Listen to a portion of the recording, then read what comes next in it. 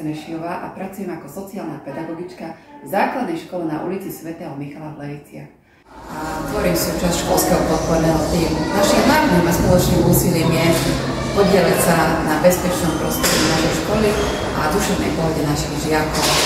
Máme víziu vytvoriť bezpečné zóny, ktoré by poskytli priestor pre našich žiakov na rôzne neformálne stretnutia, podporu komunikácie, spolupráce a dobrej atmosféry. Veríme, že tým podporíme proinkluzívne, spolupracujúce prostredie, že deti sa budú v našej škole cítiť bezpečne a spokojne. Pozitívnu klímu školy podporujeme realizáciou ranných kruhov.